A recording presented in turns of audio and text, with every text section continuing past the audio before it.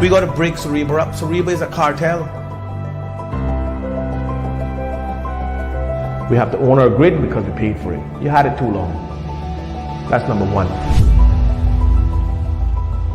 We need to control the purchasing of fuel because we pay for it. We should be in charge of buying it. The fuel companies, you better buckle up too. Jackson Point pipeline have to be reverted back to the ownership of the country. Oh, Mario, you can't tell them how to operate their business. Well, yes, we can. Having this idea that you're going to impose what's best because of what the law tells you can do will cause an uprising in this country that you've never seen before. My children are going to be saddled with the debt of a billionaire so that he can have his name printed on everything we got around here. Because, let me tell you something, this is Dart Island.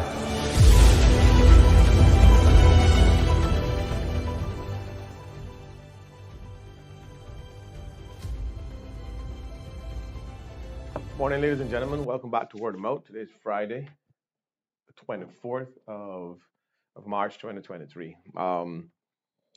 Certainly, obviously, there's quite a few things that that we need to touch on this morning.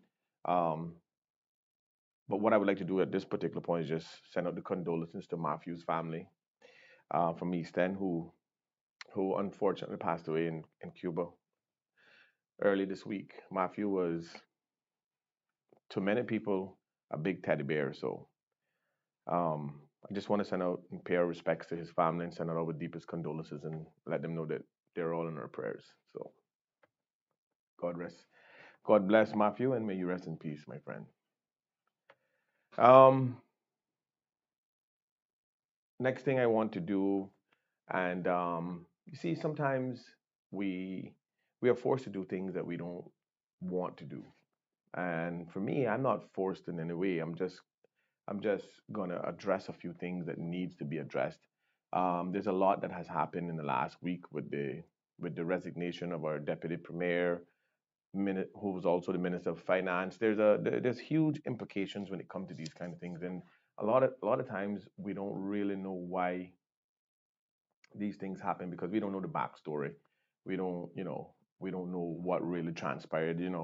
Obviously, sometimes information trickle out and then the picture becomes a little clearer. But at the end of the day, there's a lot of speculation and a lot of talk and a lot of, chatter around the circumstances. For me, I just don't, at the end of the day, it's like everything else. After a hurricane, we pick up the pieces, we rebuild, and we carry on with life. That's just how it rolls, right?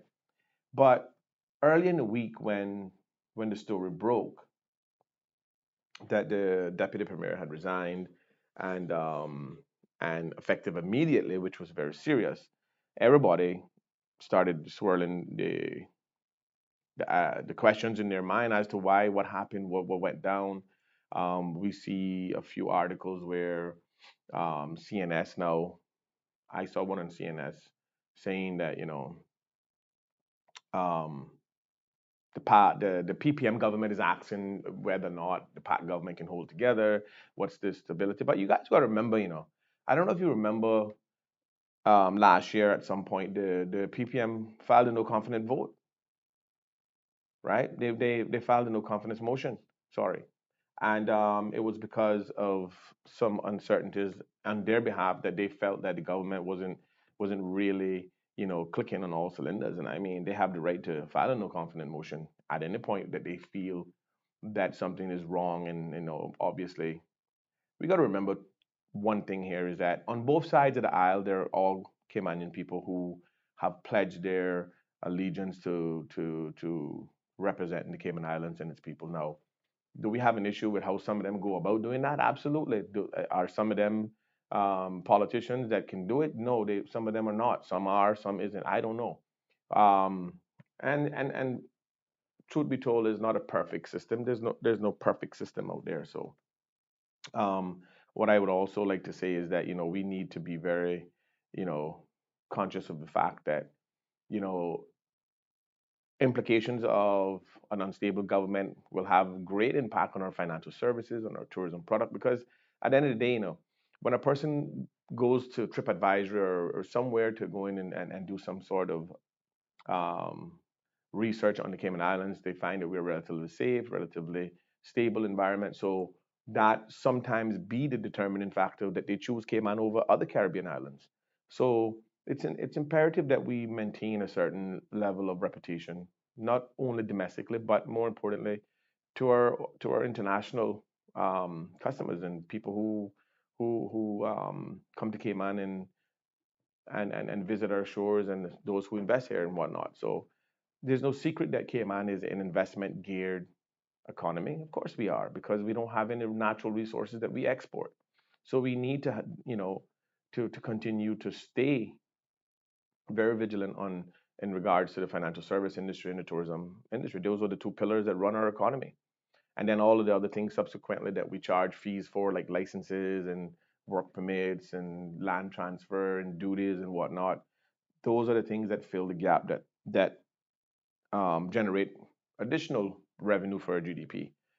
Hence the reason why we see a lot of these things weighed down with a lot of strain because we just can't say no because the GDP that we depend on comes from these things that the revenue streams that come from that. So yeah, by all means, we need to be extremely careful on how we go about um, talking about these things, especially amongst ourselves, right? One would have thought that when something like this happened from a local standpoint, we would be very careful and mindful on the impacts, regardless of because I realized that what we've done is we have done so much bickering amongst ourselves that we didn't pay attention to the people who were really taking advantage of the situation. So again, these are the things that we need to be super careful of and continue to make sure that we stay on top of them. But again, there's some things that I want to address because I think that it's important that we do so. And the reason for that is because there are a lot of people that listen to what people say when they have a platform. And the thing is that sometimes if you're not smart enough or if you're not really properly informed, you'll find yourself where you start to second guess and say, oh well, I wonder, I can't believe that really happened, when the truth and the fact of the matter is it's just some figment or some opinion that someone developed based on lack of information or lack of facts. Now we've seen that on a million different occasions. I don't need to preach here on how often correct information is conveniently left out of a conversation of the emphasis of somebody trying to share their opinion based on what they think the facts were.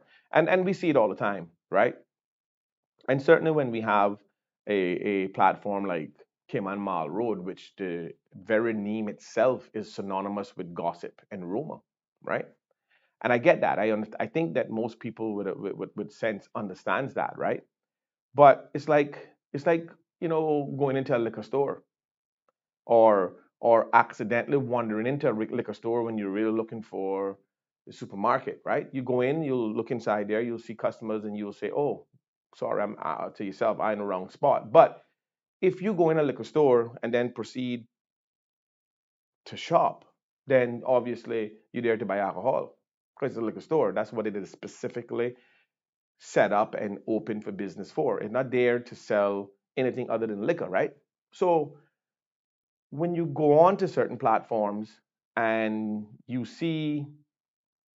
the um, you see the activity on certain platforms. So when you hear people say, when you go onto a certain platform and you see who participate, it's because it was deliberate, it was premeditated, and whatever that platform is, if you are regularly visiting and contributing to that platform, then you obviously are no different from what the platform is about. So you got to be very mindful of that, right? So when I see the basic commentary on that platform and from the same people over and over, it tells me that they're no different. But the only difference between them and the person on the platform is that they're now willing to go and have their own personal podcast and speak what they want to speak, whether it's factual or non-factual. And that's where you gotta give credit to Sandra because she's not afraid to do it because obviously she don't have the capability of doing anything else, right? But we're not here to be back and forth, name calling, whatever. I don't get into that. I'm not getting into calling in the names and going on crazy or whatever the case is, right? What I will say is this: is that if you are engaged in a debate, right? One of the clear indicators when you're defeated in a certain debate, you resort to slander and calling names, and because you don't have any more substance. In fact, you never had any substance to begin with. So because you don't have no substance, you don't have a comeback, you have to go into name calling and trying to tear down. And I mean, we know Sandra is the best at it. She is so good at doing that that she have scaremongered a large portion of our society into silence. Oh, well, I don't want to end up on Mile Road. Well, for me, I don't really care because um, everything that Sandra says about Mario Rankin, she's already said a million times. Yesterday, she responded to a response that I had on her because I just want to lay out the framework on what took place, right? And it's funny because for me, I was shocked when someone said, "Hey, on Monday, you heard what Sandra's saying." I said, "No, I don't follow Sandra, so I don't know." And they sent me a clip. And I'm like, first of all, as opposed to her saying, "Oh, well, what does Mario know about landfill or waste to energy or whatever it was that her and as opposed to her saying, I would like to know what experience you have in that, blah blah blah. But no, she didn't stop there. She decided to concoct a story in her mind that she thought would discredit me. Oh, he had one job, talking about the scrap metal or the landfill or the cleanup after Ivan. So let's, I'm sure a lot of people seen a video that I produced and sent out rebutting the things that she had clearly stated with complete misinformation, and she knew it too. The problem is that she don't care telling lies because that's what she do in order to attract viewership. And the people who go on there on a consistent basis, none are different from her. None. Like I said earlier, if you go into a liquor store looking to buy bread, you leave the liquor store to go to the grocery store where the bread is. But when you go into the liquor store and you see that you in the liquor store and you decide to buy liquor, then you're an alcoholic. Plain and simple. You're there to buy alcohol. You are part of the system. So at the end of the day, it is what it is, and I don't care. People got the right to do whatever they want. So yesterday she went on a tangent. Oh, Mario can't see his child because of this, and he's drunk and blah blah blah and all of this stuff. Oh, he's been sued. Oh, I got a loan, ladies and gentlemen. Now here's the best one. I got $1 million loan that I didn't pay back. Now, please, ladies and gentlemen, can someone who corresponds with Sandra please ask her where that bank is or where that institution is that lends out $1 million that you're not gonna pay back without going to court or go jail, please, because I need to go down there tomorrow morning and get me $1 million so I don't have to pay it back. Oh, I'm being sued and I'm being all these things. But the thing is that um, if I were being sued, where is the court evidence? Oh, the fact that somebody tried to sue me and it got thrown out because it was malicious prosecution and malicious application. But you see, she won't talk about that. She can't air that. Oh, because if she have to do that, then everything she says is baseless. But at the end of the day, it's not about, we already, or everybody in Cayman, including those who support and follow her, know that she's a convicted liar. Everybody know that. She claimed on Cayman Ways, where she made a comment, oh, well, let's talk about facts. She never paid a dime in fines in which she was found guilty for liable statement. Sandra Catron, Hill, Rocket, whatever your last name is. You want me to tell you? When you were sitting down at the table at Full of Beans with Mr. Robert Hurlston, who used to sell real estate for in Little Cayman, and you sat at the table a day or two after your conviction when you were ordered to pay a fine.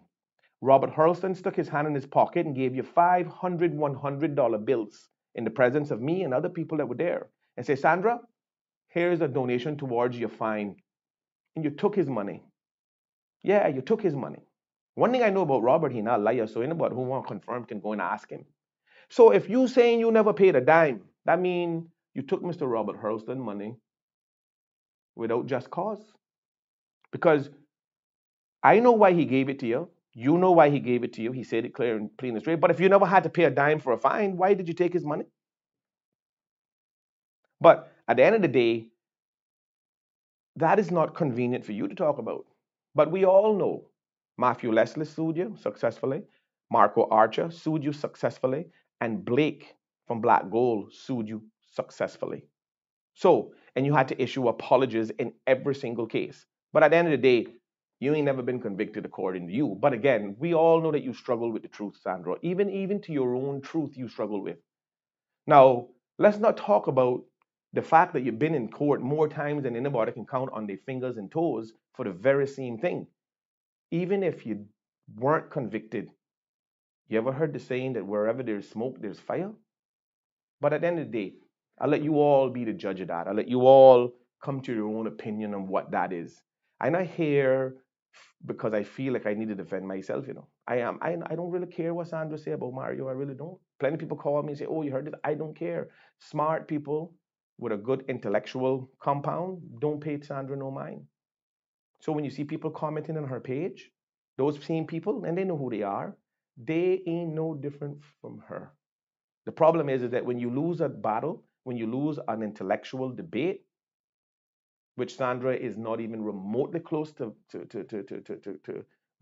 getting involved with, you resort to name calling, slander, and all these things to divert the attention off of her to that person. And I get it. So by her calling all of those things out, saying that I involved with, which she's said a million times before, which I'm okay with,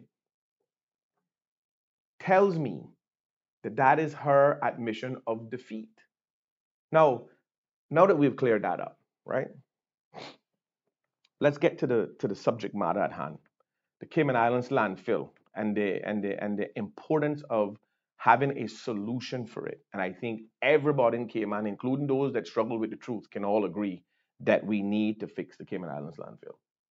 Now, at the end of the day, I am now even more confused as to why me and Mr. Wallen Whitaker name was mentioned on Sandra's show after the resignation of the deputy premier and the minister of finance. I'm trying to connect the dots, but it didn't dawn on me until after I said to myself, I said, well, it seems like Sandra may have gotten some information from Wayne Pannon, right? Allegedly, I believe he don't. Who else in cabinet would have given her any information that took place in court? I don't know.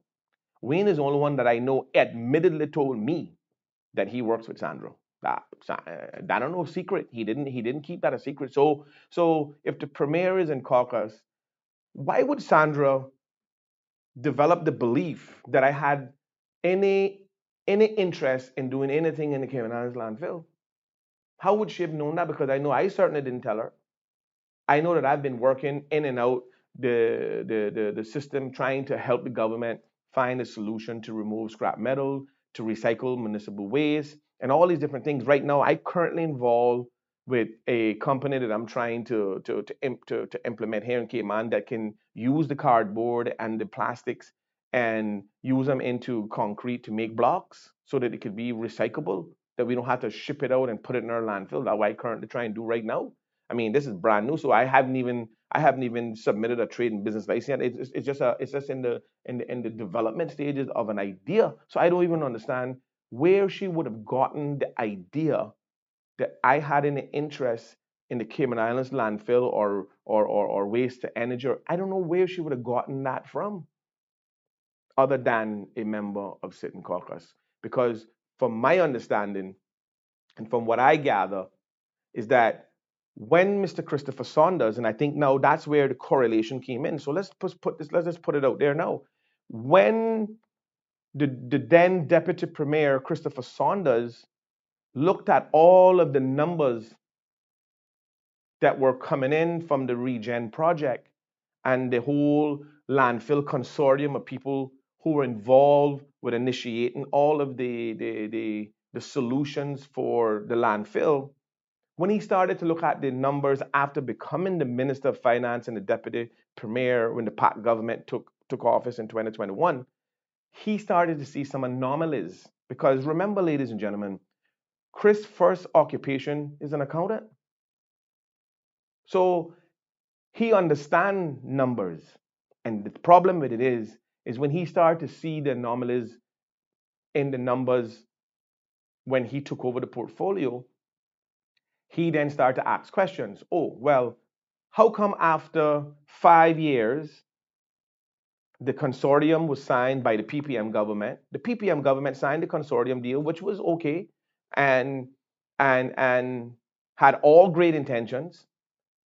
At the time of signing that deal, the proposed the projected number of monies that would have been spent on the multiple solutions and the different components with the consortium to remedy the issue at the Cayman Islands landfill was 600 million CI dollars over 25 years. All right. So when Mr. Saunders got the portfolio and started looking at the numbers, because now they're trying to fast track signing the final deal, the overall deal. And I can tell you this personally because I know. Then Wayne Pannon brought back Jennifer Ahorn, which was removed by the PPM government. Now listen, and pay close attention to the facts. Wayne Pannon then brought back Jennifer Ahorn, who was the chief officer involved with the negotiations with the PPM at the time that was spearheading the negotiation between DART and the government in regards to what the consortium was, what it looked like, who would be doing what. So she had intimate knowledge, right? So Mr. Pannon felt that that would have been a great idea to bring her back after he seized the portfolio from Sabrina. Now, ladies and gentlemen, do not forget the damage in the wake of this storm, Sabrina with the first collateral damage. He removed the ministry from her, put it in his portfolio. This is Wayne Pannon we're talking about. Okay? Remember and listen carefully. So since Sandra want to talk facts, we're gonna talk facts this morning. And I want her to go ask Winnie the Pooh. Go ask Winnie the Pooh, Mr. Panton, if he didn't in fact take the ministry from Sabrina, which that was public knowledge. So I mean, no matter if it's a headline or it's a government press briefing, Sandra still misses the truth, unfortunately. So anyway, the first line of fire was Sabrina. Boom, took the ministry, brought it in. Then they had an unfortunately timely death by a gentleman that worked in government that was spearheading it. And then there was some shifting. So once that happened, then he brought back, once he seized the ministry, he brought back Jennifer Ahorn. So that's black eye number 2. Then they trekked down the road. Then when the project was being brought back to cabinet for approval and signing off on some of the final documents, because the lining and the capping of the landfill had already started. Drilling the methane test wells and all that already started. That's already started at the landfill. That's a good thing. That's a move in the right direction. Nobody can argue with that. But when Mr. Saunders started finding the anomalies in the numbers, now remember, ladies and gentlemen, $600 million 5 years ago is what the government signed on for all 3 islands. A waste solution for all 3 islands, long term. It was a 25-year deal. $600 million covered all 3 islands, right? Time rolls on. Chris started finding some anomalies, bringing it to the attention of caucus. Finally, the number reached at $1.9 billion over the same 25 years. Oh, and by the way, guess what? It don't include Little Cayman and Cayman Brac anymore. So we have increased by $1.3 billion in cost, and we have managed to shave off 2 of the sister islands. They're not included. If you don't believe me, file an FOI for Jennifer Ahorn Ministry. Get the information. She got the numbers. So when Chris said and suggested that, oh, well, this may have to go back out to tender. And this is where the tire hits the road. This is where the rubber hits the road, ladies and gentlemen. Now, I don't really care what happened between the governor and Chris and the gambling bill. I don't care. But listen good. When the suggestion that this document and this project had to be retendered, right?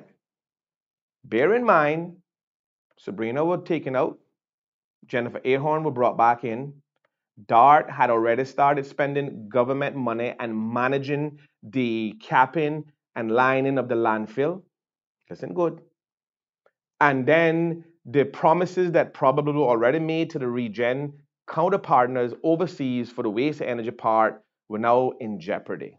So all of a sudden now, the Minister of Finance, Deputy Premier at the time, is now saying these numbers don't make sense. 1.9 billion from 600 million.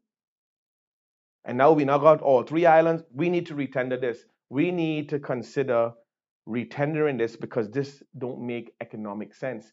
And if we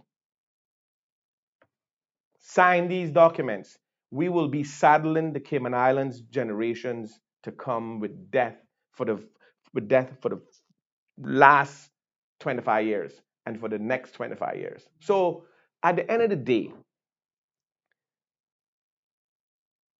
when that was suggested in cabinet, then there was some pushback. There was some pushback, obviously, saying, "Oh well, who else going to be capable of doing it, right? Who else is capable? Dart is the most capable person." No, no, no, no, no, no, no. Dart is the most obvious person because, ladies and gentlemen, let's take a 5-second pin. You all remember when Dart were offering to put a solution in place at the landfill for free? He had initially offered to put a solution and spearhead a solution at the Cayman Islands landfill for free. And somehow we negotiated ourselves out of that deal and negotiated ourselves into a $600 million deal, which has now morphed into a $1.9 billion that we're going to have to pay over 25 years. Now, anybody with a calculator, because you don't need to be an accountant and you don't need to be a rocket scientist. And Sandra, if you're watching, because I know your little stooge watching, if you got a calculator, pull out your calculator. Go on the ESO website, look at how many residents we got here,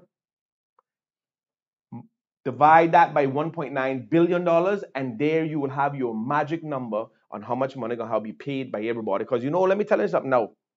How many people in the local community that have private residents pay a tipping fee, which is the garbage fee every year? How many are underpaid? None. The commercial properties pay. So understand this. When this deal is finally inked and all of the multiple solutions for the Cayman Islands landfill kick into gear, there will be a bill for every single resident and commercial and business on this island to pay because we're going to have 25 years to pay back 1.9 billion. This make the cruise berthing facility look like a sand green in a sandbox. So are we comfortable? Now put aside the resignation of the deputy premier, put aside everything. I want to know if the Cayman Islands public is happy and willing to sign a $1.9 billion deal that don't include the sister islands for a waste energy solution for the Cayman Islands landfill to be paid back to DART over the next 25 years. I know I'm not comfortable with it. I can speak my opinion and my word. I'm not comfortable with that number. It need to go back out to tender. Now, this is where Mario and Wally came in to the conversation, I assume, and Sandra blew it out of proportion, and it had nothing to do with what she claimed, right? Check this out. So I think in that caucus meeting when they were suggesting to retender it and the whole back and forth went about, well, who better to do it and blah, blah, blah.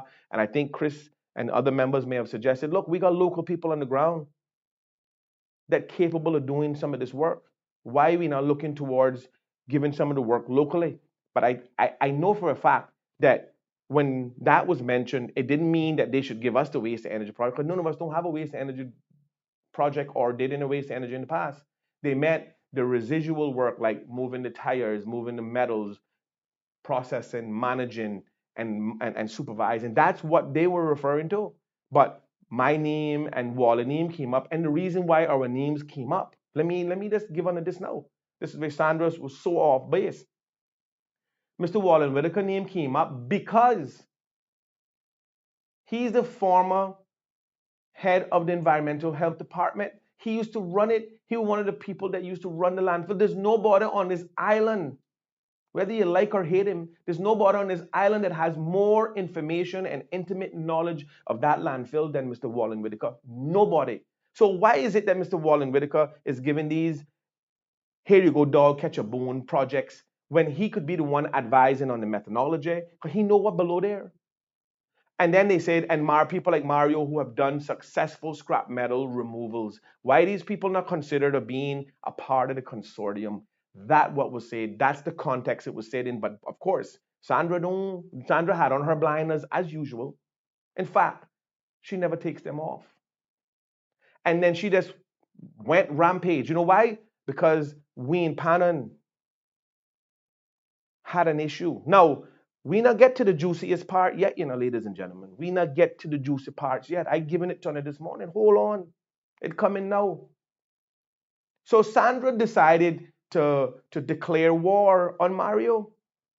And I'm sitting down there getting blindsided. I'm like, wait a minute. Why is she talking about me today about Chris' resignation? I don't have nothing to do with that. I never forced Chris to resign until I started thinking about it. And I said, but this girl lost, well, she lost her marbles a long time ago. She not found them back yet. But what I'm saying is that it all started to make sense. Now, listen to the best part about this. We now has the ministry he took from Sabrina. He brought back Jennifer Ahorn, who faulted on her negotiations. Why the PPM unanimously removed her from in charge of that portfolio. The deputy governor, Franz Mendelssohn, created a landing strip first, so she hung out on his ministry, hung out under his armpit for a while, and then Wayne plucked her back out. Right? Facts. Now, here's the best part. Ladies and gentlemen, Wayne is now in control of the financial portfolio. He control of off reg, because all the things that Chris had, I don't know who he gave that to. Maybe I could be wrong. I take that back. Offreg may be in John or one of them other ones. Because he couldn't be so fool to put Offreg under his portfolio because he has a conflict. And I'm going to point that out in a minute. But again, I didn't understand until now what the big play was. So ladies and gentlemen, understand this. And I call in names this morning and I don't care. Listen to me good. Wayne Pannon has that ministry that controls the landfill. Jennifer is in his in his ministry. She working on it in negotiation. And Wayne has a partner. Wayne has a partner with C3 Green Glass. These are all his business partners, who's also a partner in the consortium for the landfill. You all didn't know that? You all didn't know that Wayne Pannon, business partner, is also a member of the consortium for the Regen project? The governor don't know that, or he soon pack up his bags and leave now. I heard him on radio, came on now saying his farewells. Let me tell you something. And I think because the man's small and soft spoken and look innocent, let me tell you something. They're the ones you gotta watch out for. Because serial killers, they live next door to you all your life. You don't even know what he is. So don't be taking no soft smile and soft tone with any grain of salt, thinking that they're the nicest people in the world, because you just don't know. Now let me be very clear. I didn't call a man a serial killer. I made a reference and I made an analogy because I know people like Sandra will take it and carry it somewhere it's not supposed to be, right? I said what I said. Sensible people understand what I'm saying. No, but at the end of the day, right? We have a strong look at what's transpiring. Wayne takes out Sabrina, take the ministry which control the landfill, brings back Jennifer Ahorn, which was kicked out by the PPM from handling the same deal. Chris wanted to send it back out to tender because the numbers inflated from $600 million covering all three islands to $1.9 billion covering one island came on. And then Chris also suggested that there are other local people that should be a part of the consortium to do some of the other projects that are in and out of the dump. And then all of a sudden, Chris resigned. Wayne is in the driver's seat. He has a partner that he's in partnership with other businesses that is part of the same consortium that he sits in charge of. That is a direct conflict of interest. And yes, he may have declared his interest in those companies he's in partnership with that person. But has he ever once said that in a press conference or in a briefing or to the governor or in the board? I'm asking, Have he ever said, listen, I have a partner that's part of this consortium, so I may not need to be anywhere remotely close to any of these ministries that handling the negotiations? Have he ever said that publicly? I don't think so because I haven't heard it. So that's where my name and Wally name got dragged into this whole stupid debate. And then Sandra gets on her show, and Mario had one job. Now, ladies and gentlemen, let's state this very clear once again. MC Restoration got a contract from the government to clean up this island after Hurricane Ivan. DART had no part of that. DART never hired Mario to do any cleanup. DART never gave Mario any money to pay for trucks to work on the cleanup after Ivan. Ever. Sandra don't know what she's talking about. The metal deal. Oh, she say I messed up my one deal. What deal is she referring to? The Matrix. The Matrix messed up their deal. That was their. I don't even know who the Matrix is. There was a company out of Louisiana or somewhere. Arden and them hired them, and they messed up. Government paid them. Government paid them to remove all of the derelict metal and cars off this island. They loaded up a couple barges, hightailed it out of town, got a check from government. Never seen them again.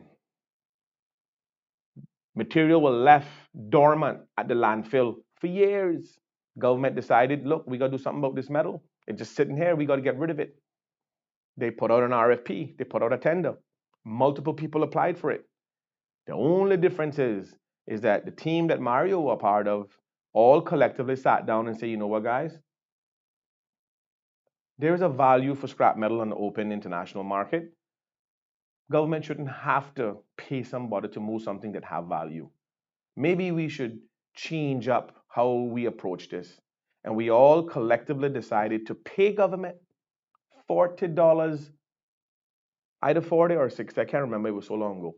But it was either $40 or $60 a ton. We paid government for the metal. And that was what gave us the advantage over all other bidders, because everybody else was charging government. We were the only one willing to pay government. So and let me give you the best part about that. We didn't pay government as we moved it and weighed it and say, okay, this is what we got, here's a check. No. Government went in there, they did a survey, and they did an evaluation of what they thought was in there that was already processed. And they said, listen, we got 6,000 tons. We won't get paid in advance. We paid the government in advance in full. They got all their money up front. So in our tender, we said we're willing to pay you X amount of dollars per ton, and we're willing to pay you in full upfront before we touch it.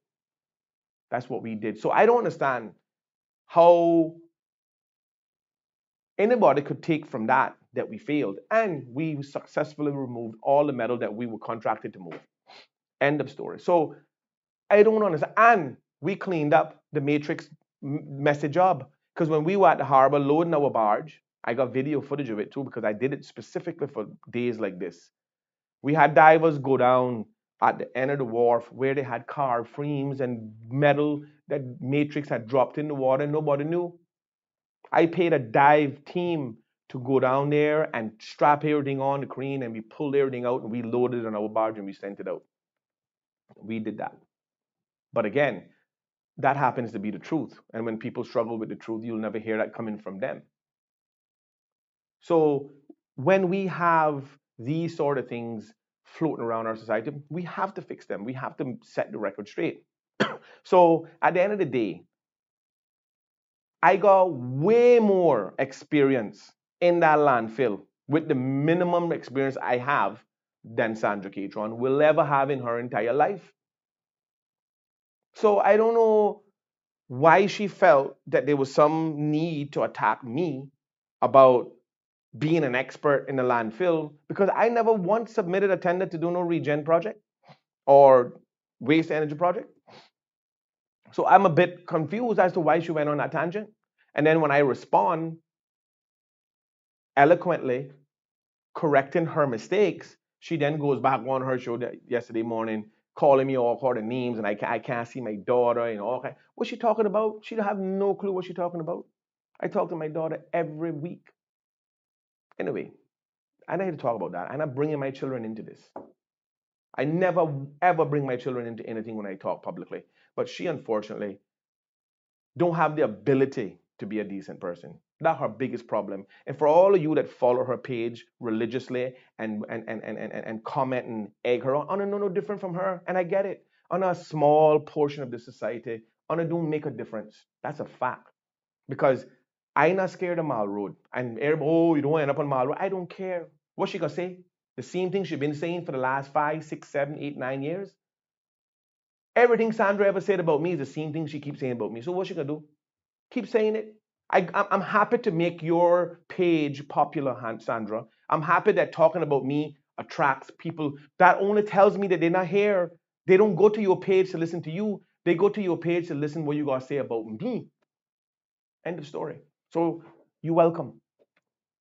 So when we look at this consortium, is this something we want to really embark on without proper due diligence and process? I take the position of a Caymanian who don't want to be saddled with a 25-year bill to pay about $1.9 billion that one, don't include the two sister islands, and two, the methodology seems to be a bit flawed now. So I can understand why the deputy premier, the ex-deputy premier, my apologies, wanted to send it back out to tender. It should have went back out to tender. And the reason to go back out to tender is because he felt that we weren't getting value for money. And at the end of the day, who paying this $1.9 billion back? We are, because they were going to then implement a tipping fee. A tipping fee is a garbage fee. And every one of us would have had to pay back that $1.9 billion, including the ones who don't pay now. Because I can tell you, 90% of residential properties in Cayman don't pay garbage fees. The garbage fees are there, but we don't pay it. So why is it that we are conveniently ignoring the facts surrounding this landfill and the regen project and all the things? Why are we conveniently sidestepping this? Tell me, I want to know. These kind of things need to be talked about, and we need to talk about them every day until we get results. So I can tell the government this right now. I can tell the PAC government that they better not rush down there and go sign no final agreement for the consortium. Okay? We got a person been operating in our landfill, removing and processing scrap metal for the better part of 4 years. Remember, I tell you all this. Remember what I'm telling you. I and my company and our team paid the government to remove the scrap metal out of the landfill because we know that we were getting good market share of what it was reselling for in the scrap industry. So why is it that we have a company in our landfill working on our land, processing metal on our property, and we paying them to move it? Because we paying them for every ton they move, and they taking it and selling it. That is a fact.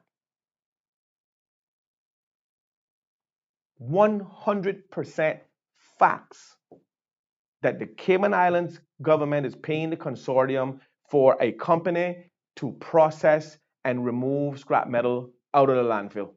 Right now, today is happening. And as opposed to them paying government for the scrap metal, government paying them. Government paying them for the metal that they have already. So how is it that the Cayman Islands government and the landfill and all of those people in charge of it didn't say, okay, well, if this person can containerize it, pack it and store it and sell it, why are we paying them to do that and sell it? Why we can't just do it ourselves? Okay, there is the $1 million question. There is your $1 million question. Nobody don't want to have that conversation. Check some of the comments, see who on top yet today. Mary John.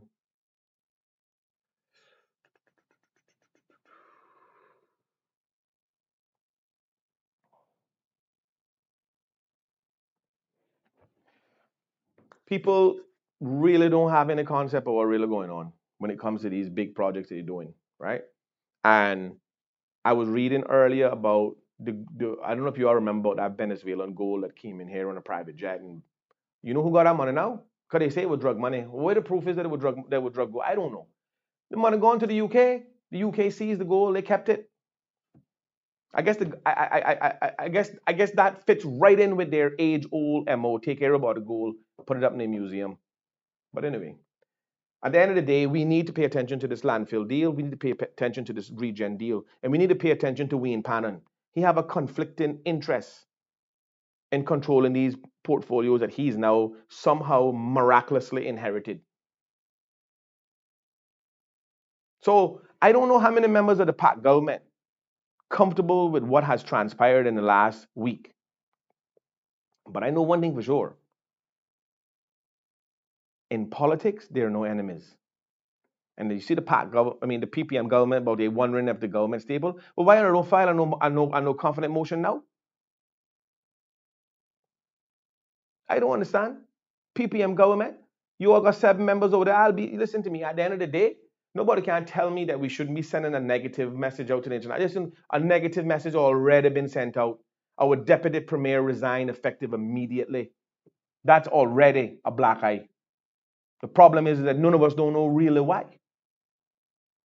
All of what I laid out this morning give you a better indication as to why that could have happened. But we don't know definitively what really happened. We don't know. And you think we'll ever know unless we ask the questions? We got pushed back on this.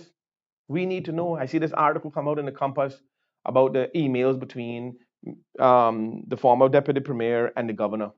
Ladies and gentlemen, if you all can't read between the lines on that, because this is probably the one article that the Compass printed in recent time, because I don't really read the Compass, everything over there biased.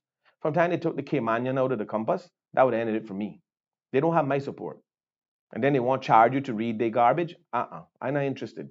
But at the end of the day, this particular article I took the time out to read because I wanted to understand what the conflict was between Chris and the governor. I never really knew until now. Until now. The problem is that the governor didn't really understand the lay of the land. He thought that having all these tea parties at our expense at our house on West Bay Road was putting him better in touch with the Caymanian people. But the people who he invited to these tea parties that were selected, they wasn't the people in the Cayman Islands, because I don't remember seeing anybody from Rockhole or Swamp or Dog City or Windsor Park or Mans Road. I don't remember seeing none of them at his house. And I see none of them out there drinking the tea that we paid for. I mean, we footing the bill for your little tea party, $1 million a year cocktail budget, but we don't get invited. So you thought you were learning the lay of the land by having these little tea parties paid for by us and insinuating all these things. Listen, I read the reason why Cabinet was reluctant on passing the gambling bill, because they know very well that number buying in Cayman was something that was prevalent and was out there. Alden knew it too. Alden did the same thing, sidestepped it. But the governor was enforcing it, forcing Cabinet to pass this bill. Yeah. Problem is that this economy is a very weird one on how we generate GDP. I mean, don't get me wrong, this governor, in my opinion, because I can say one or I don't really care. My opinion is that he should have been gone a long time ago. Now, I don't know what we're getting. The person we're getting might be 10 times worse than him. I don't know, because anybody that rules under the British Empire, you hear what I tell you? I got to look at them sideways until they prove me different. You got a lot of people from England that are the good people. You do. But unfortunately, the good ones are not the ones that are normally in power. You know why? Because they don't subscribe to that system.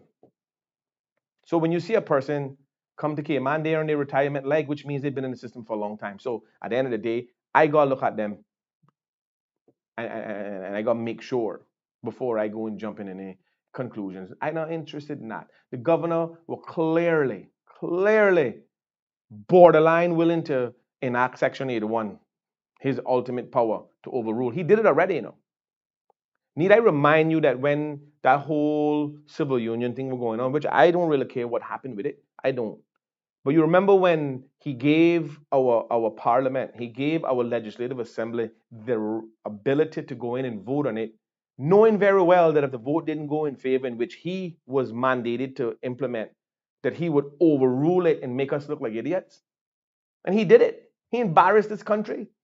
He made the international world know that we were incompetent in making a decision that he thought was right over what we thought was right, regardless of who were right. The fact that he had to enact that section of the Constitution to overrule a democratic process that was done in our halls of Parliament told us very clear at that point. That's why from then I was like, this guy enough for us.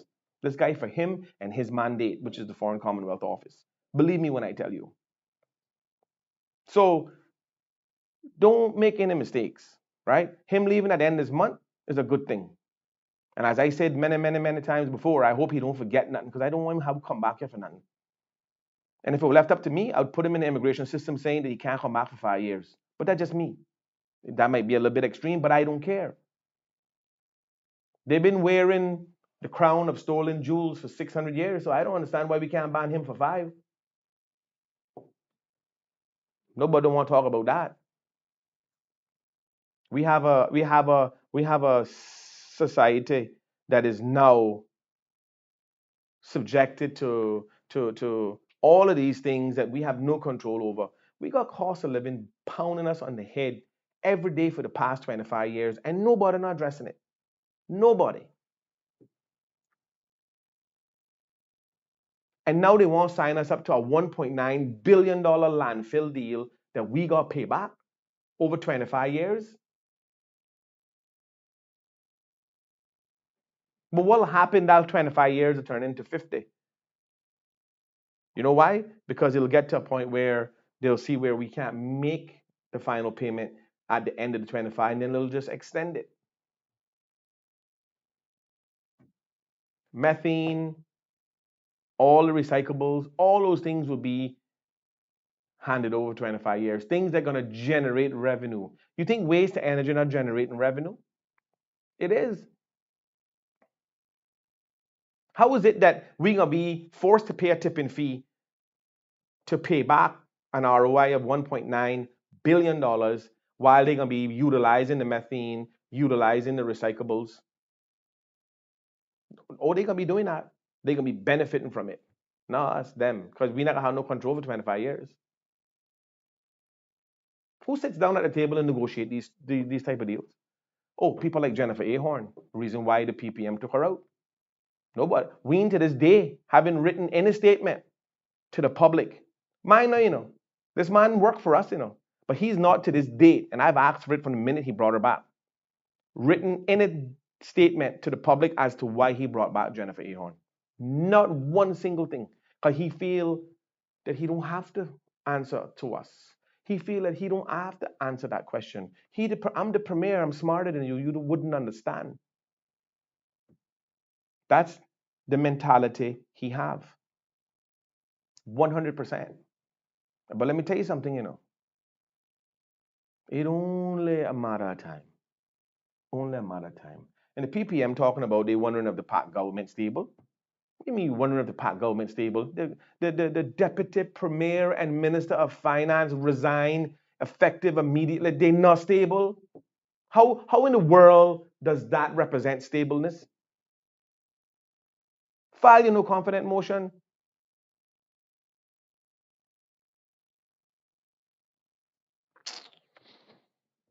Ladies and gentlemen, if the government issued a statement tomorrow morning that said we're unstable, would you believe them? You'd have more questions than answers, right? But now that the deputy premier resigned, effective immediately, they don't have to have a press conference saying that they're unstable. It's clear that they are not stable. Now, they get up on this meeting and announce all of the new portfolios and who get what and whatever they're doing, and then and tell the people, we assure you that we're going to do everything in our power. Assure me of what? You couldn't even assure me that you can hold your deputy premier. You couldn't even guarantee that you could hold your deputy premier. But a lot of people don't know why Wayne and Chris had a lot of conflict, you know. They think that it was personal or Wayne don't have I mean that Chris don't have no behavior and blah blah blah. I get it. Some people may go extreme sometimes, but at the end of the day, there's always a reason. There's always a reason. And there's another one. There's another thing that about to drop. Now, I don't know if Wayne smart enough to understand. I ain't talking about no coup and change the government. That's not what I'm talking about. I'm not talking about that. I talking about something that is very serious. And it was brought to the governor's attention. Oh, it has been. Now, I won't get in. I won't get into what the details are. You know why? I gonna let this one. I gonna let this one take its course. I gonna let this one come out on its own. And boy, let me tell you something. You can see some people dodging and running for the bushes then, because I don't know if Wayne gonna be able to avoid that one. I don't think so. But I can tell you all this right now. I can tell you this right now. And understand this. The PAC government is not stable. No, they're gonna come out after hearing this. Oh, don't listen to popular podcasts. People don't talk anything. They look in substance. Blah blah blah blah blah blah blah blah blah. Believe me when I tell you, right? They're not stable. They're not stable at all. Believe that. The problem is that they put on a good show. Yeah, they put on a good show. But at the end of the day, we need to make sure we pay attention to the fine print and the details, because this regen project, this project and consortium at the landfill stinks. And we need to fix that. We can't make them sign no deal until we properly vet this thing. It need to be put back out to tender, because all of the terms and conditions that was agreed upon 5 years ago, it's all gone. Government can't agree on $600 million for all three islands over 25 years to now agreeing for $1.9 billion over the same 25 years, one island. That can't happen. And you all gotta remember, Dart bought Black Power and Light, because Mose and his group decided that nobody else could buy it but them, because other offers was put in and they turned them down. Dart bought Black Power and Light.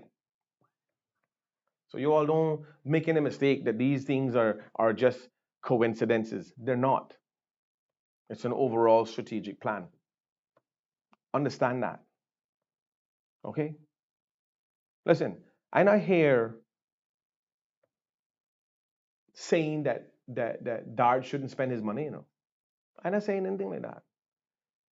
But when you have a plan in place and we see you gradually executing it over the time, for those people who are paying attention, understand clearly what's at stake here. All right. Now, I know they want to take Cayman Brac completely off the grid, right? I get that. Okay, that's great, because a small population, small island, that should be a shining example of how we can set up a model to go. So I don't have a problem with that. But what I have a problem with is that we don't pay close enough attention to these big ticket items to understand what's really going on. This consortium at the landfill need to be retendered. I just gave you all two good reasons. We have a company that has been operating in the landfill for the better part of 4.5 years, getting paid by our government to remove metal that they are sending to the open market and selling. Understand what I'm saying? You think CUC bad? They don't know better. They have a company as a part of this consortium that is at our landfill being paid to move our metal that they selling on the open market, but operating on our land for free. So why is it that these things are allowed? But you know what you do? Let me tell you what you all do, right? Because again, we call a spade a spade. Go find out who the company is. Go and find out who the company is. Find out who the principals are in the company, and then go and find out who the CEO of Dart is, and find out who the principal is related to in regards to him. Go ahead, and then you'll be like, oh, well that makes sense. No, no, let me make something very clear. I don't have a problem with family looking out for family. No, I all for that, but not when it comes at the cost of the wider community. Yeah. So when I say the government pays them to move metal for them to go and sell and benefit from, that means we pay them. That comes out of our pocket. So where is the benefit we get from that? Oh, well, the metal is being removed. Well, we can move it ourselves. A year and a half ago, we had scrap metal being loaded on the barge, exported from the island. Who benefited from that? Because remember, there was a little conflict between the person that got a contract down there. There was a conflict between the person that got a contract to move it out of the landfill and ship it in containers from the person who were loading up all the bulk stuff on barges and sending it and selling it themselves, because there were two different entities and there was a little conflict. Oh yeah, but you don't see no barge being loaded in town no more, do you? You see the barges out there being loaded? I bet you don't see no barge being loaded with any scrap now. Okay. This goes back to the whole East-West Arterial Road. When I say go and look at the gazetted road, go and look at all the block and parcels that were landlocked before the gazetted road was approved, then go find out who bought the land prior to the road being gazetted to give it access. It's a big picture I am painting here. But nobody wants to pay attention to any of that. They want to talk about the stupid stuff. You, I don't care about all those other things that don't impact the generational wealth and the generational sustainability of this country. I don't care about anything that don't focus on that. So we need to pay attention to all these things. So this regen project, this whole consortium at the landfill stinks, and we need to relook at it, and it need to be retendered. I don't advise any member in cabinet. Well, we know we ain't gonna vote for it. We 100% we ain't gonna vote for it. 100% John gonna vote for it. 100% Julia gonna vote for it. 100%. Oh yeah. But the rest of those ministers, on better buckle up and do the right thing. We're not telling you that we don't want a solution for the landfill. We all want that. But we want one that gives us value for money. We want one that makes sense for us. We want one that we're not going to be saddled with generational expenses of dealing with something that we got wrong now. Let's not be reactive to this. $1.9 billion. You all understand what kind of money that is? So if you're not paying no garbage fees now, when the minute that get implemented, garbage fee is going to be on your tab. I can tell you, you're going to have to pay, because how else will they get an ROI in investment? How else would they get a return of investment? Government not going to pay them. We going to help pay them. So since they want to talk about facts and want to talk about what I know about landfill, or what makes me an expert, I can tell you what makes me an expert over her is that I have way more experience and I have way more knowledge about it than she ever will. Now, she can say all she wants to say, somebody burn up my trucks because I didn't pay nobody. Imagine that. I dare her to go find one trucker that ever worked for me on any project I ever done that didn't get properly paid. In fact, I had some that I advanced money to fix their trucks when we started our project before anybody lift a finger. But at the end of the day, she wouldn't know that because she's not interested in this truth, right? No, not interested in that. At the end of the day, ladies and gentlemen, we have a lot of pressing issues that are fundamentally affecting the sustainability of all of our Caymanian people, and we need to put a stop to it. I'll check some of the comments right quick and if we have any. Um, here, Romel.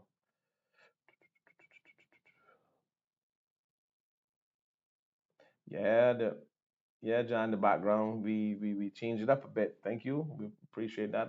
I'll pass that on to our tech group. Problem with Sandra is she thinks she is an expert in everything and she tears down those who feels. Yeah, that's when you know you defeated, when you can't respond in a articulate way on the subject matter. You just gotta respond by tearing down people. But what he know about that because what are you talking about? How I could owe so many how many people how can so many people be suing me for so much money, but yet I not went a day court for any of what she talking about. Bless her. We got all you know what? Here what we gonna do. We all take 3 seconds out and say a little prayer for Sandra. All right? A little 3 seconds moment of silence. All right. I hope God heard us. But at the end of the day, right? We gotta be very careful how we go about listening and talking to people about certain things, right? Because they're not gonna ever see things the right way. Jonathan, you be up on Sandra page too. They should put 1.5 billion on the bridge. You come back with this bridge foolishness. Yeah? Come back with this bridge. We can make you here what we're gonna do. We're gonna allocate the 1.5 billion and we're gonna make you the supervisor of the bridge. And if the bridge fail, we're coming for you. Uh, do, do, do, do, do, do, do.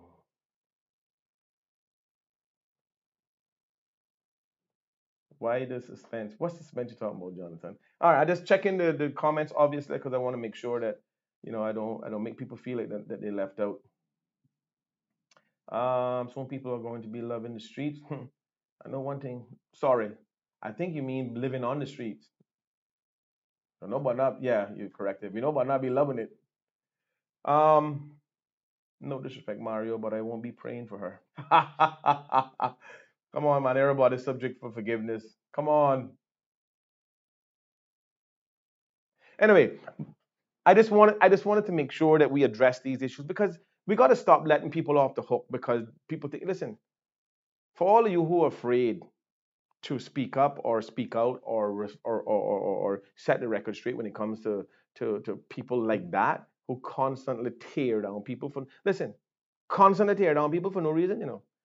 Nothing she say makes sense and none of it has any substance. She talk about she never paid a dime for a fine. Jeez, on peace. I mean, how could that come off her lips? But anyway, at the end of the day, ladies and gentlemen, again, like I was talking about, the things that are fundamentally affecting us. We have a lot of things that we need to focus on. We can't afford for this consortium to be another shackle on our ankles, dragging us down into the financial woes of the next generation now responsible for generation next. And we need to make sure that we understand the what's at stake. It come in like when every government out there pushing this vaccine down people's throat. And I can tell you all this right now. They were telling people, oh, with pre-existing conditions, you need to get vaccinated, and the vaccine killing more people now than COVID. Ladies and gentlemen, you understand that COVID-19 is a cold, is a flu. That is scientifically proven, has always been the case, right? And check what happened.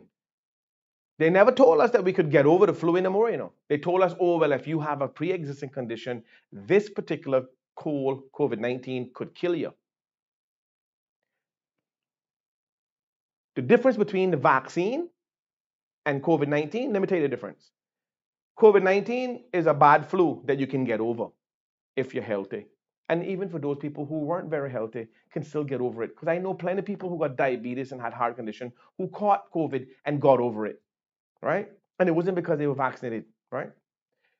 But when you inject that vaccine and you can't get that out. You ain't ever getting over that.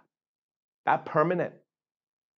And the thing that blew my mind is how they convince so many people in this world to get a booster and then another booster and then another booster. Ladies and gentlemen, the very moment they suggested taking a booster was the day that they admitted that the vaccine didn't work. Because if the vaccine had worked the way they say it was going to work, you wouldn't need a booster.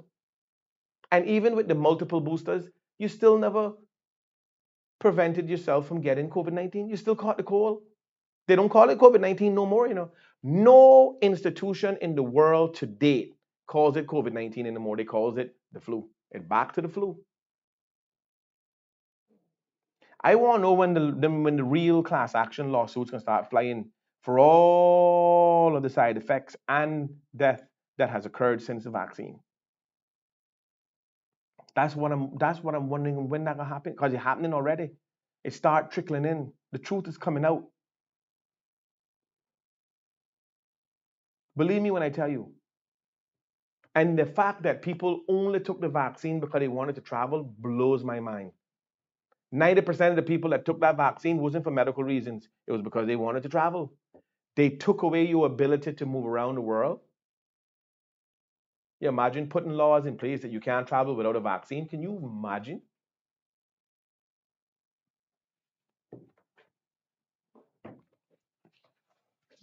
Well, we living in strange times. The words I would really like to say I can't say on this.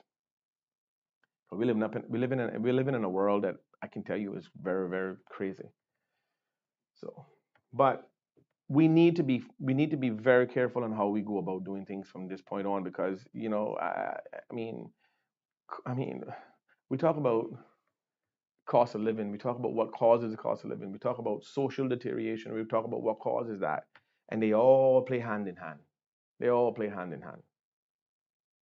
And if you think that the cost of living is a problem now, you wait till DART tack on that tipping fee for that 1.9 billion. Hold on, you not see nothing yet. Yeah, you not see nothing yet. So at the end of the day, I know I say end of the day a lot, but when we continue to see and analyze the things that are happening, it's going to be very, very, very disheartening to see the amount of people they're going to be as as that person mentioned living on the street because it coming. Oh, she coming. So we need to kick into high gear now. We need to make sure that we fix these things and get these things sorted. And I don't understand why we are having these in-house conflicts. Because when politicians and cabinet members and premiers and deputy premiers and all these people have conflicts, we the people get the political whiplash from that. We the ones that suffer the whiplash from that. We get the licks. So we need to make sure that we understand what's happening around us at all times. We need to take our pension money and start investing back in our country.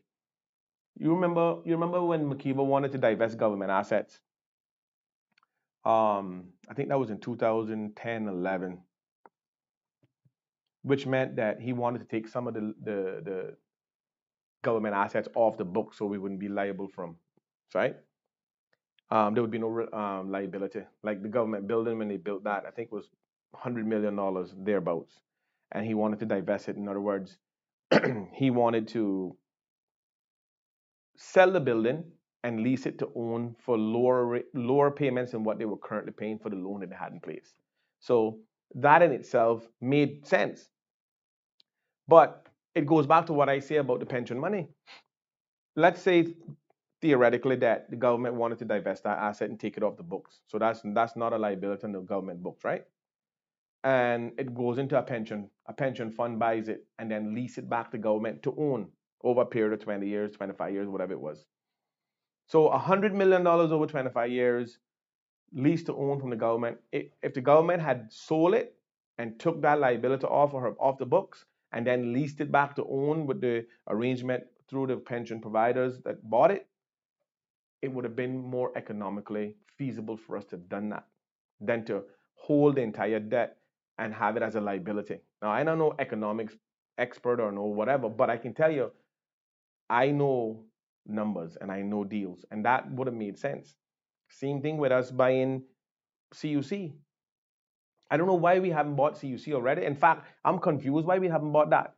and other things that are publicly traded locally that we can use our pension money, billions of dollars in the pension money, but we don't utilize it. And these are the conversations that we got to have all the time until something happens.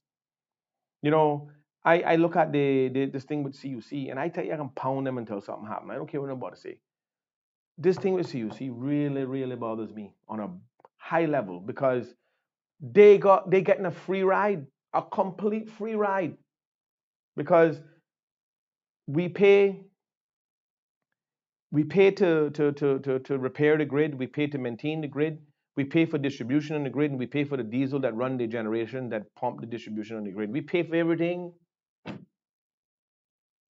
and they reap all the benefits. What we get? Electricity. We get consistent and efficient electricity. That's the only thing they're giving us. Other than the fact that they'll throw out there that we employ Caymanians and we give scholarships. Well, that's the least you can do. That's the least you can do. That should go without saying. That should have been a part of the contractual agreement. If Mario had wrote the contract, that wouldn't have been something you would have been able to tag on. That would be the best thing for the country we can do is build a bridge. I wonder why I'm not praying for Sandra. She needed. We got to pray for those who need it the most, you know.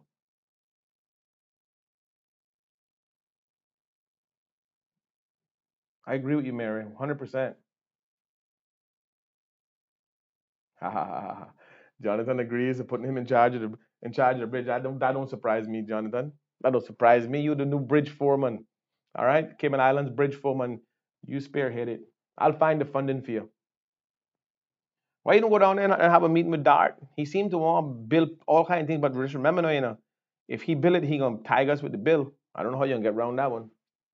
So, but at the end of the day, it is what it is, right? All right. Um,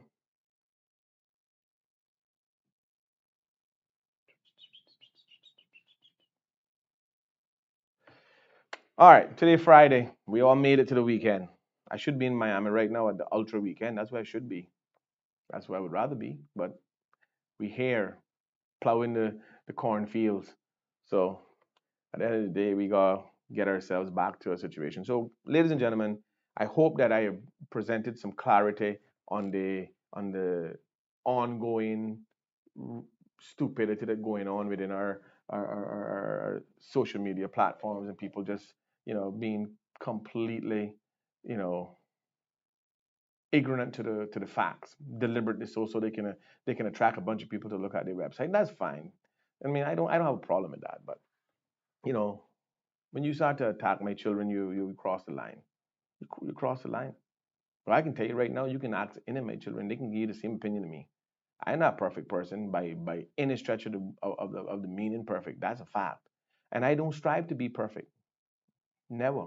I strive to be consistent, and that's it. That's the best I can do is be consistent. And I can tell you right now, I'm not afraid of nobody. So in a day that anybody want to have a public debate with Mario, I'm there. Bring it on. Ready to go. Because if you have a public debate with me, you're not in charge of the rules then. You got to abide by the rules in which are put in place. I bet you that'll show the ugly side of most people who think they smarter than Mario Rankin. Yeah, yeah, yeah. No, no. Believe me when I tell you, I challenge any public debate. Now, granted, no, I ain't talking about anything that I don't know about, and I'll willingly tell anybody that. You bring if there's a subject that I don't know about, you give me 2 days. I need 2 to 3 days max. Let me bring myself up to speed, and then I ready. But at the end of the day, we there we go again. We need to be very careful how we go about, you know, listening to information and acting upon it. You know, I was reading some of the comments that was made on the Instagram page of Cayman Ways, and it's funny because I know for a fact that a lot of people are very clueless. They just operate and become opinionated based on what someone say. Headlines are sensationalized simply to attract attention, but very few times people read the article behind the headline. They read the headline and then they develop an opinion, and then that's that. Because if you saw a headline that said "Man goes to jail for murder," and don't read the story, you'll never know why he committed the murder. You never know whether or not he's a murderer or somebody that would defend himself or his family. So that's why it's important to understand the facts before you formulate an opinion. And some people don't have the ability to comprehend the truth. I get it. You understand? And when you don't have the ability to comprehend the truth, it's hard for you to speak the truth. It's hard. It's very, very hard. So I struggle when I see people constantly insisting that this is what they're going to do just because popularity. I mean, I don't really care. No, no. And then the other thing she mentioned in her thing yesterday, from what I understand, somebody told me, 'cause I didn't watch it, is that she want to know what I do for a living. Ah, boy. Sandra want to know what I do for a living. You know what, Sandra? People really need to know what you do for a living. All you do is get up on your platform and talk pure foolishness. Now, we know one person who paying you to do that. We get it. I mean, we ain't got one deep pocketbook there. Now, Walker set him up nice. He got shares in C3. He got shares in Green Gas. He got shares in a bunch of stuff. So he doing well.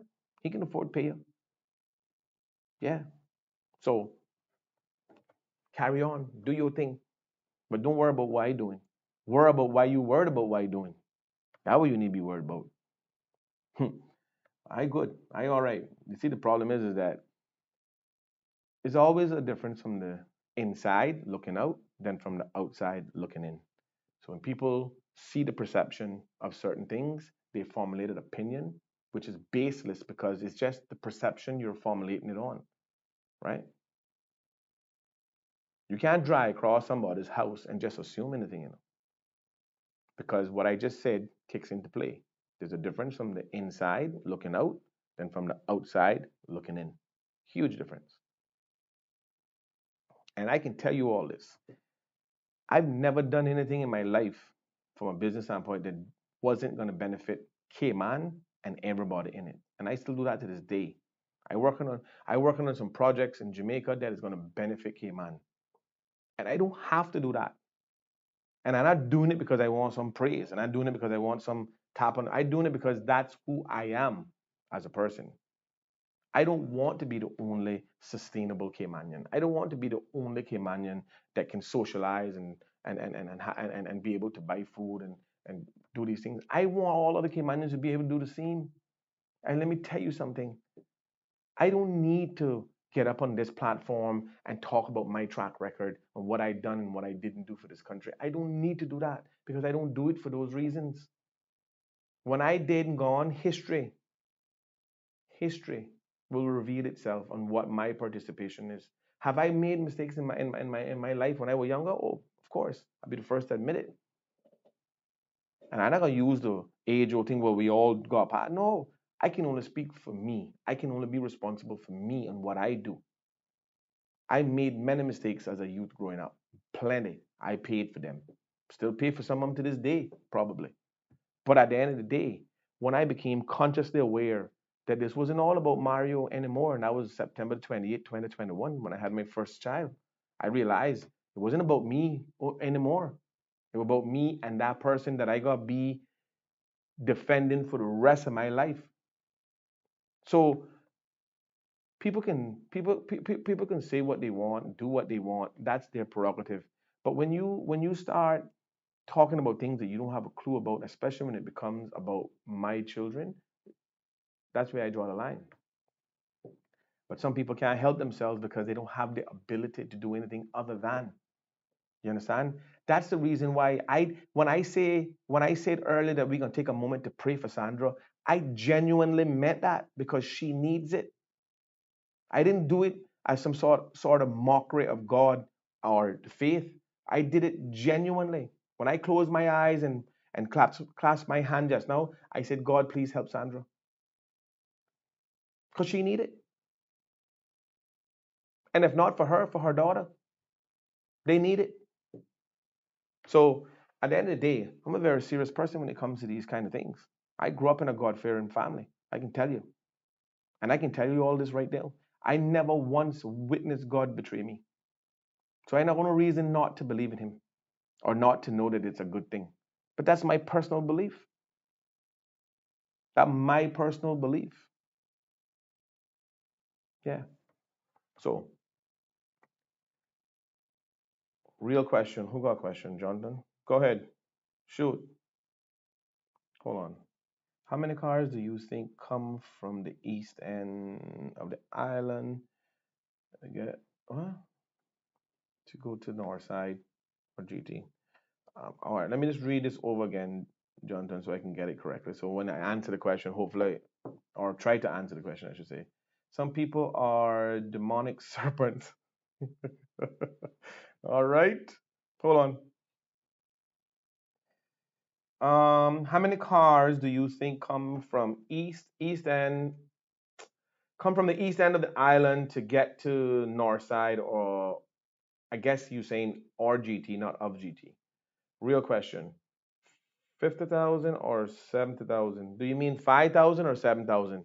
Because if we got 50,000 cars coming from east end, we in problem, bro. No bridge in the world not gonna help us. We're gonna need helicopters then. So Jonathan, you meant 5,000 or 7,000, right? Just correct me if I'm wrong.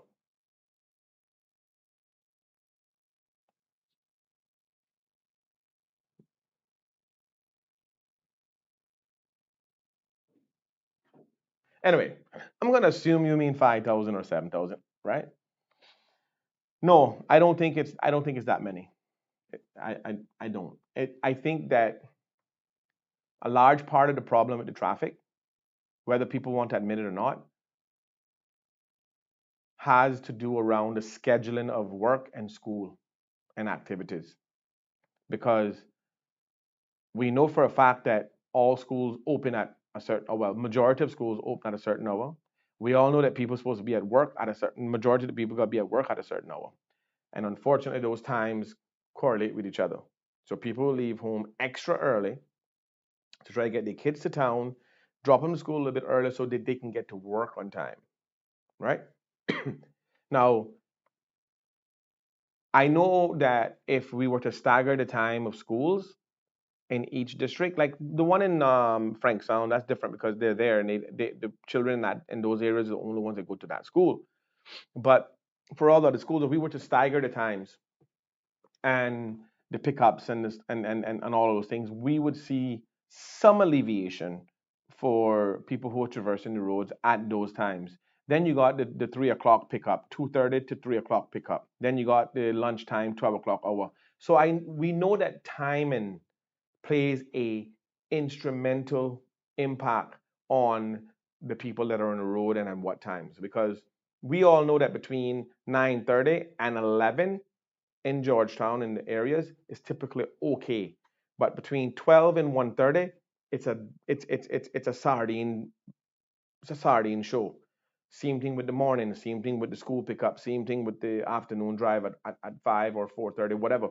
So we know that scheduling of time is an important role. So if I were part of the government and I had an opportunity to contribute to a solution, the first thing I would sit down and do is I would go to the ESO website, see how many people we got employed, where they're employed. I would put it up on a board and I would say, okay, here's the schools, here's the time for these schools that are in these areas, here's the employment, here's the time for the employment in these areas. How do we strategically time these things, stagger these times to make sure that they don't all traverse at the same time? Because you'll have the numbers. Again, and in some parts of the states, they have schools that start at 10 in the morning and get out at 6. Then you have some schools that start at 7, get out at 2, which creates a miss of people being on the road at the same time. So the families that have children that go to school in the first portion of the day, they're on the road. The families that have children on school in the second part of the day, they're on the road at two separate times, not at the same time. So there is plausible ways to mitigate some of the issues, not to solve it completely, but to implement things that will have an impact positively on the road. So again, if we were to look at the time schedules of schools, work, and all the other institutions that causes people to be on road, because remember, Work pays the bills. So you gotta go to work. Children getting an education, help them transition into the next generation of the leaders. They have to get an education, right? So these are the things. So these are the things that we have to do by compulsory. Supermarket and shopping and going to restaurants are different because people can choose whenever they want to go to the supermarket during the time of opening when they're not working, obviously. That's why a lot of people shop on the weekend. So so again, if we look at scheduling times differently, that means we'll be essentially scheduling traffic and being able to allocate a wave of drivers at certain times because you got some people that pick their children up and not going to allow anybody to do it. We get it. And you got some people who drive to work and not going to carpool. So if we can change the system and how we get from point A to point B by way of timing, I think we can alleviate some of the traffic in that regard. We won't. It's not 100% um, perfect solution. It won't fix the problem 100%, but it'll definitely impact it nicely. So I mean, come on. We are all aware of the summer months in Cayman.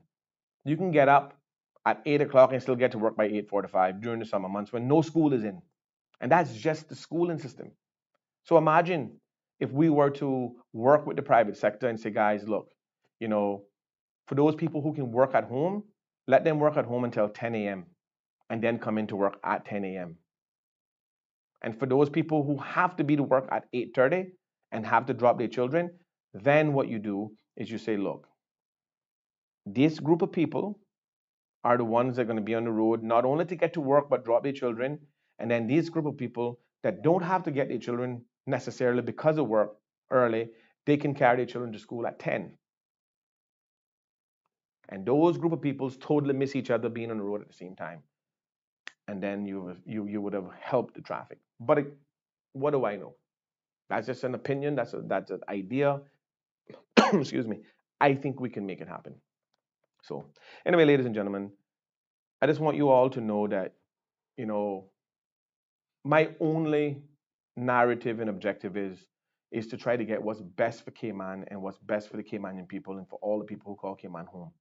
We have to create a sustainable environment. We must be vigilant in what we do and our surroundings. We need to stop following the propaganda. We got to stop listening to propaganda. We got to stop letting these sensationalized stories affect our day-to-day work process, right? Because someone standing up talking and tearing on someone is not helping the cost of living. It's not. Someone deliberately attacking someone and their character is not helping healthcare. It's not helping cost of living. It's not reducing anything. It's only increasing anxiety and stress. It don't make no sense, right? Let us talk about the issues, how we can fix the fundamental issues that affect us negatively. Let us talk about the things that we need to be focused on: our health, the well-being of our children, the education, the system that manages all of these things. We need to be focused on them. We got to hold everybody accountable that are in the position to create our consequences. Because me arguing about you as a citizen and you as a citizen arguing about me as another citizen does not help the system. All it does is create bickering amongst ourselves while the people who are in charge of the gates do whatever they want anyway. So whenever something is suggested to be implemented that fundamentally affects all of us negatively, we need to get on the same side of that.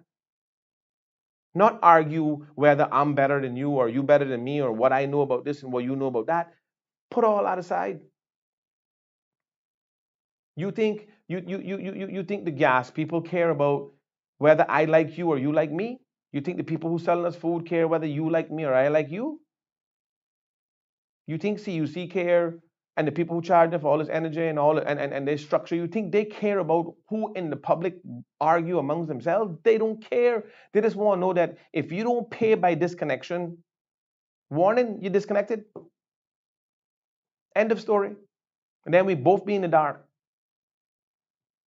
But at the end of the day, how do we accomplish that pivot in the middle where we just say, hey, look, we all share the same problems.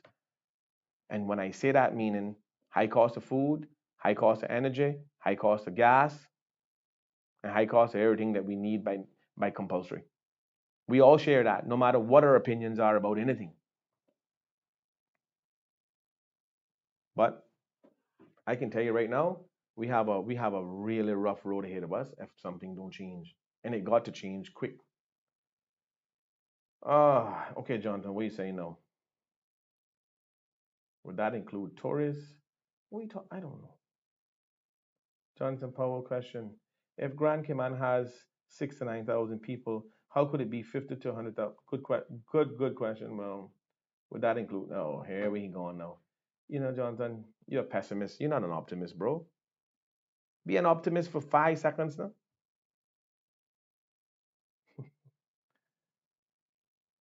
How many people live between Tropical Gardens and East End?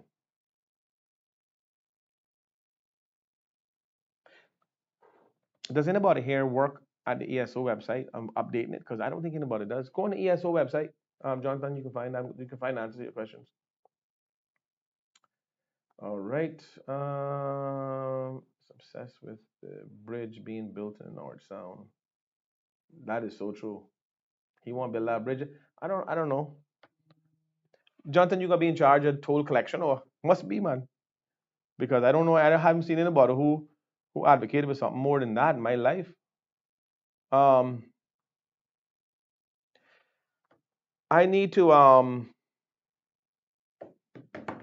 wrap up the show. I got some pressing obligations, but I enjoy talking to the public here. I enjoy talking to you all. The thing is, ladies and gentlemen, we need to understand. We need to understand again, as I said just now, is that if we want to have some personal disputes amongst ourselves, that's okay. It's okay to have, but let us not let that dispute flare up to the point where it takes our eye off of what's really happening and consume our time with that negative energy for no real good reason. You understand what I'm saying? I mean, if I catch you in my yard stealing my coconuts or my mangoes, I may have a problem with that. And you know we're gonna end up at the end of that conversation and say, yo, listen, I don't mind you getting the coconuts, I don't mind you getting the mangoes. Just ask me first.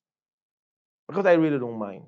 So again, we need to gauge how we go after each other a lot better than we do, right? We really need to do that, and we are all guilty of going overboard sometimes. We all are. I don't really care, but I mean, bottom line is that we have to make sure that we don't take our eye off of this thing because I here's why I want to know why the UK took our goal because didn't our authorities seize the goal? What are you doing in the UK? Our authorities seize the goal here, and the UK take our goal. I got a problem with that. The governor, before you leave, one last act of kindness. We don't need no tea party.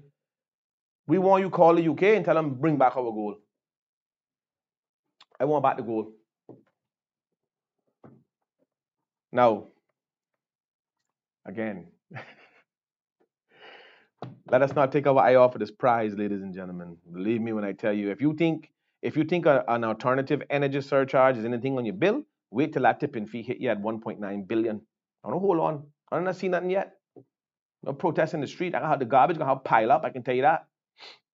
Because if they start charging me in the pile of money to move, I can say no, don't worry about it. I got open up one landfill in my backyard. I got dig hole and put it down in there. Don't come get no garbage from me. No send me no bill.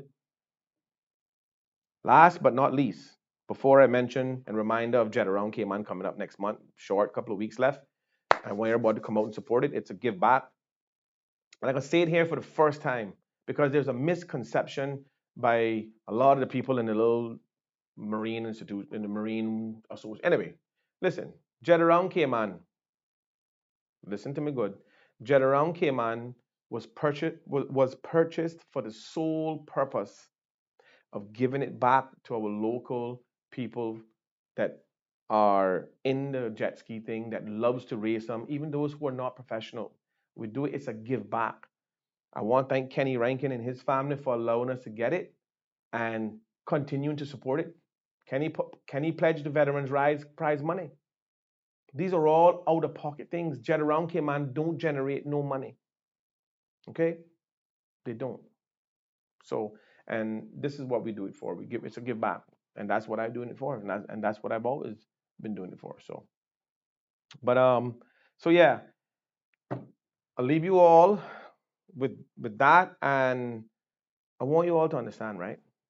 Is that I don't have anything personally against CUC and the people who are in it. So I want to make that clear. So when you hear me ragging on that all the time, it's because I don't like how the system is set up to drain everything they can out of us. They own Data Link. We don't make no money off of it. They make millions of dollars every year charging other utilities. We bought and paid and maintained the grid that is on our land. We pay for distribution per kilowatt hours on that said grid. We pay for all the petroleum products that runs their generators to produce those kilowatts that they distribute to us. We pay for it, right? And then we pay per kilowatt hours, then we pay an alternative surcharge. So understand this, make no mistake. We need to fix that moving forward. And I not stop till we fix it. And the best way to fix it is to just buy it. We need to take our pension money and go buy it. That way we can break the contract because it'll be a contract with ourselves, right? If we buy it, the interest from Fortis, and break the contract that is killing us, well, we're not going to take ourselves to court, are we? Oh, or maybe there's a precedent of that about to happen. I don't know. But anyway, ladies and gentlemen, thank you all for tuning in. Thank you for watching Word of Mouth. Monday we'll be back on top. I'm sure Sandra gonna respond to today, and that's fine. But today is my last day talking about anything to do with that situation. She ignorantly came out on Monday with stupidity and things that weren't factual. I had to correct them, put her in her place. She then came out with her slanderous remarks because she was defeated in the debate, and I'm just topping it all off now. Done. It's over with. I ain't got no time for that anymore. That's finished. Time to now continue to keep talking about the pressing issues. But I can tell you all this right now, and I can send this message clear as day to the DART organization. And I understand this and I listen real good. You're not saddling me or nobody in Cayman with a $1.9 billion debt. You understand that?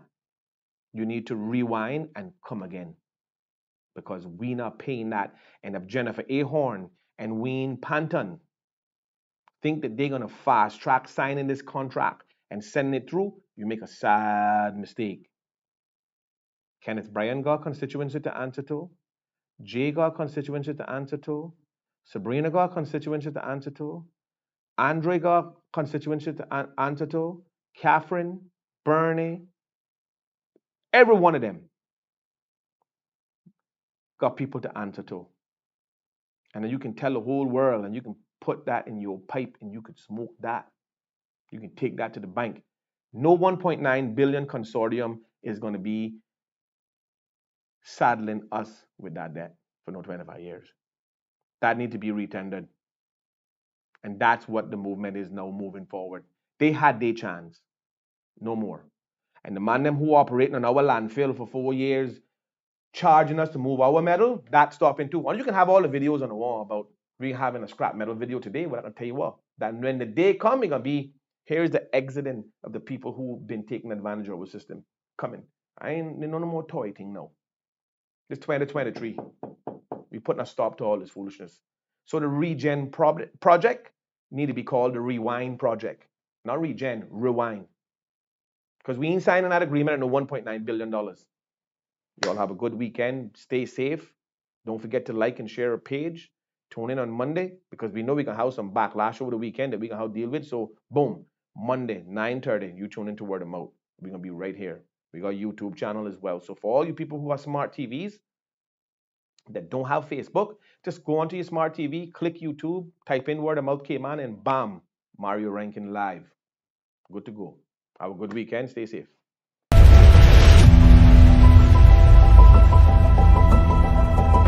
We got to break Sariba up. Sariba is a cartel. We have to own our grid because we paid for it. You had it too long. That's number one. We need to control the purchasing of fuel because we pay for it, we should be in charge of buying it. The fuel companies, you better buckle up too. Jackson Point pipeline have to be reverted back to the ownership of the country. Oh, Mario, you can't tell them how to operate their business. Well, yes, we can. Having this idea that you're going to impose what's best because of what the law tells you can do will cause an uprising in this country that you've never seen before. My children are going to be saddled with the debt of a billionaire so that he can have his name printed on everything we got around here. Because let me tell you something, this is Dart Island.